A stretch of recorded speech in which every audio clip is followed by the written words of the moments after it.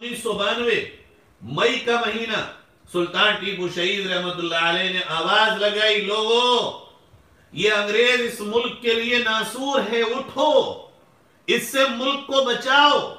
ये किसी एक का नहीं है, ये हरे भरे ख्वाब दिखा के उसमें आग लगा दिया करता है। ये तुम्हारे जज्बात से खेलेगा, उठो। अगर हम लड़ेंगे तो शेर की एक दिन की जिंदगी गीदड़ की 100 साल की जिंदगी से बेहतर है। हम लड़के शहीद हो जाएं, भला हो जाएं, लेकिन हम अंग्रेज के सामने कभी नहीं झुकेंगे और उससे दोस्ती का हाथ नहीं बढ़ाएंगे। 4 बड़ी बड़ी जंगें 92 में मई से शुरू हुई, 93, 94, 95, 96, 97, 98, 99। 92 से लेकर 99 तक 7 साल कंटिन्यू सुल्तान टीपू अंग्रेज के मुकाबले में डटे रहे, मैदान में घर भूल गए। बिलाखिर यह हुआ 6 मई 1799 ईस्वी को। उससे एक हफ्ता पहले वहां भी वही अंग्रेज ने फार्मूला अपनाया कि वहां पे एक उनका कमांडर इन चीफ था मीर सादिक।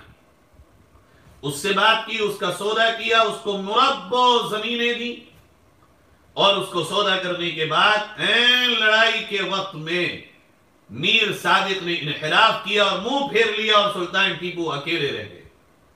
नतीजा यह हुआ कि सुल्तान टीपू लड़ते रहे यहां तक के गिर गए, शहीद हो गए। जब शहीद हो गए, शहीद होने के बाद जब जमीन पे गिर गए तो लॉर्ड हॉर्स वहां पे वायसराय था जो उसको कमांड कर रहा था पूरी अंग्रेज की फौज को। उसने श्रीरंगापट्टनम का ये मैदान था जहां जंग हो रही थी।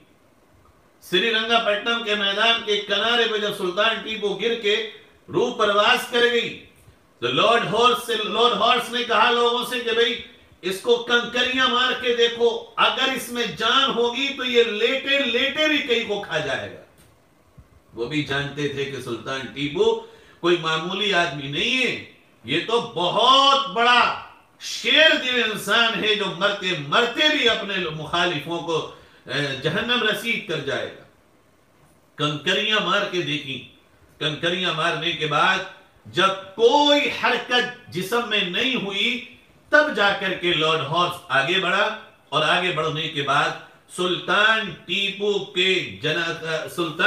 रहमतुल्लाह अलैह के सीने पे अपना जूता रख के कहा, आज से हिंदुस्तान हमारा हुआ। चूंकि हिंदुस्तान का जो सबसे शेरे बबर था, जो मुजाहिदे आजम था, आज हम उसको दुनिया से फना कर चुके हैं। अब हमारी ताकत को कोई नहीं लग सकता और कोई हमारा मुकाबला नहीं कर सकता। अब डायरेक्टली इनडायरेक्टली, वास्ता बिला वास्ता, आज से हिंदुस्तान हमारा है। और अब चलो, अब दिल्ली की तरफ कूच करो। 1799 और 6 मई मैसूर पर अंग्रेज ने कब्जा किया और उसके बाद फौरन वहां से उसी साल दिल्ली का रुख कर लिया।